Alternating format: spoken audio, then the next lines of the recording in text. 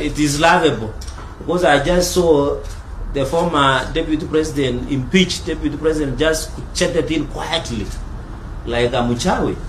You know, he was chased away in London. In fact, he had told us he's going to raise 2 billion. But I'm told he raised only 2 million Kenya shillings, or was it 1.5 million shillings? Because the Kenyans in London knew that this is a political conman, and they will not allow him to raise any money. So I want to warn the aspirants under DCP that DCP is the highest auctioning house.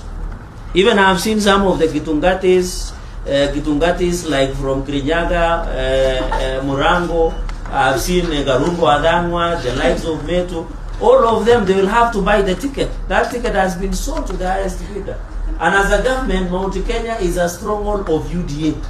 We will not allow anybody or some individuals to masquerade. We are going to have our candidates in UDA and also in DCP, but they sing UDA at night. So we know that, we know the neighboring. I was in Muranga. I was the neighboring to Muranga here in Kirinyaga. We have some women there.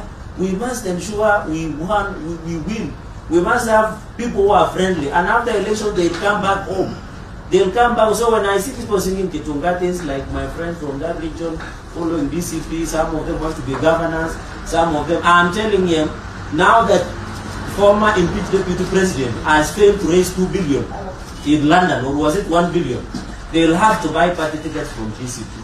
Ole wow, because they will have to buy, because some of us have intelligence that the people who are funding will be given the party tickets by DCP.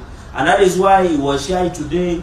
I saw him trying to castigate the president and the government, yet he's not telling the country that he raised 1.5 million against 1 billion that he had gone to raise, because he's so ashamed and embarrassed, because Kenyans, within and outside Kenyans, do not want the issue of tribalism, issue of earth, and issue of ridiculing the head of, or the president of the Republic of Kenya.